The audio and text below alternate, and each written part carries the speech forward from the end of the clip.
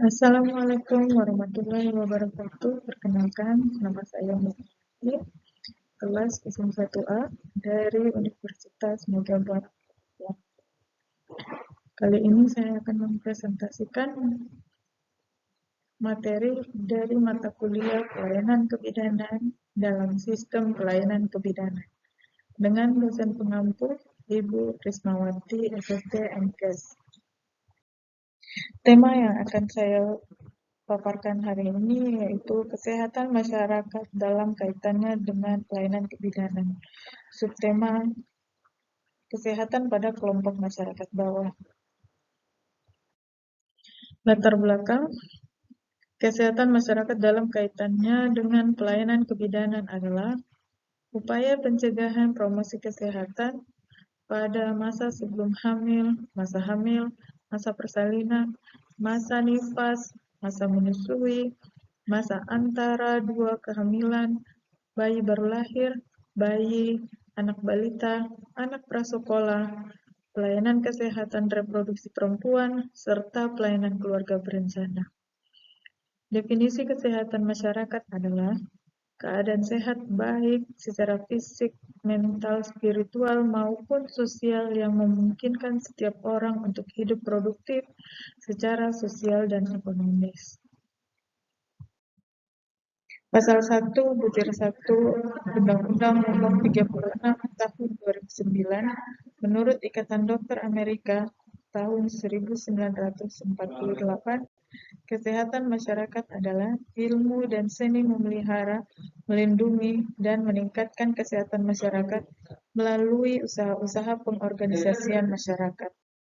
Kesehatan pada kelompok masyarakat bawah berdasarkan teori yang ada, maka dibuat secara purposive accidental sample, meliputi pasien dan keluarga yang menggunakan surat keterangan tidak mampu atau SKTM atau asuransi kesehatan bagi masyarakat miskin, diantaranya Askeskin atau Jampusmas.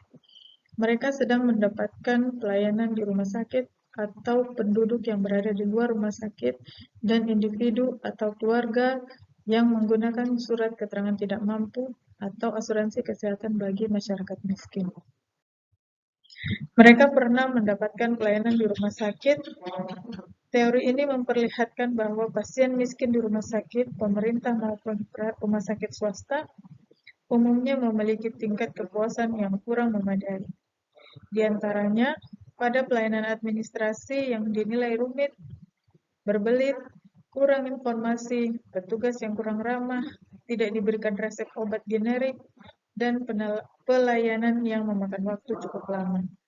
Selain itu, harus membayar uang muka juga menjadi penghalang bagi masyarakat miskin untuk mendapatkan pelayanan kesehatan rumah sakit.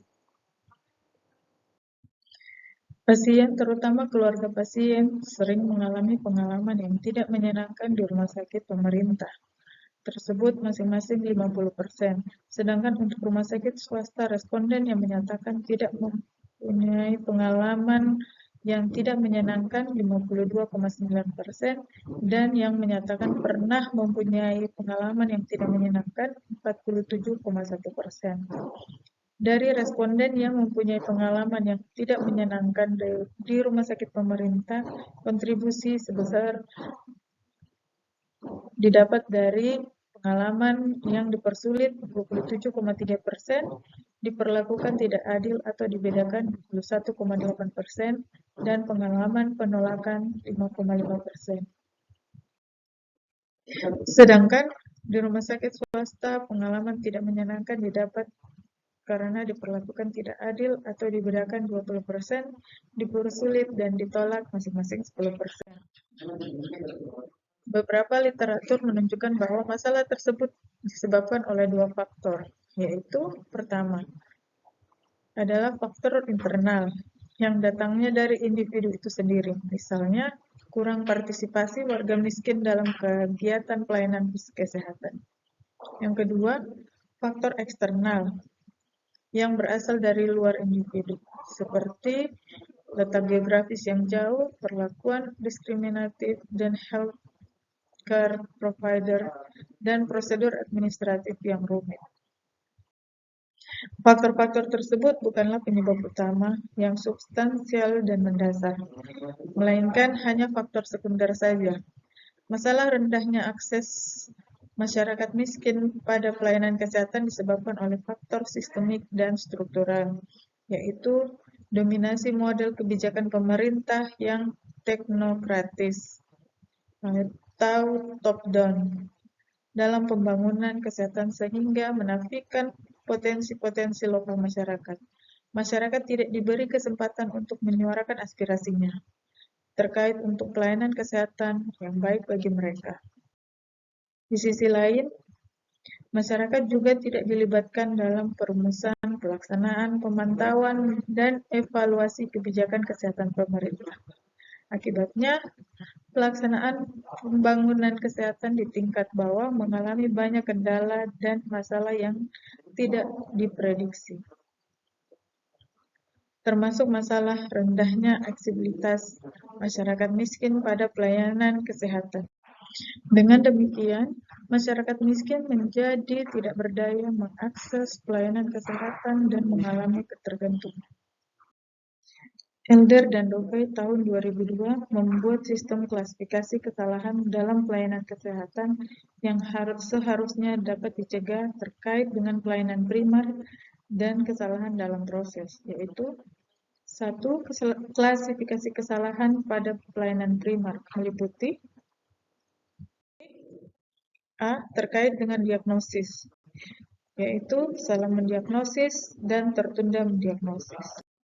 B. Pengobatan, salah obat, salah dosis, tertunda administrasi, tanpa administrasi sedangkan non-obat, ketidaktepatan, terlambat, dihilangkan, dan komplikasi. Yang C. Pelayanan pencegahan, terlambat, ditiadakan, dan komplikasi. 2. Klasifikasi kesalahan pada proses.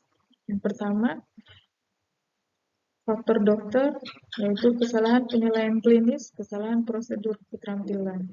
Yang kedua, faktor perawat, kesalahan komunikasi, dan kesalahan prosedur keterampilan. Yang ketiga, kesalahan komunikasi antara dokter ke dokter ke pasien, atau sistem dan personil pelayanan kesehatan lainnya. Yang keempat, faktor administrasi, dokter, farmasi, perawat, terapi fisik, terapi pekerjaan, pengaturan kantor. Dan faktor terakhir yang kelima yaitu pribadi dan masalah keluarga, dokter, perawat, dan staf, peraturan perusahaan asuransi, peraturan pemerintah, pembiayaan, dan fasilitas dan lokasi praktek dan sistem umum pelayanan kesehatan. Demikian pemaparan materi yang telah saya bawakan hari ini. Kurang dan lebihnya saya ucapkan terima kasih.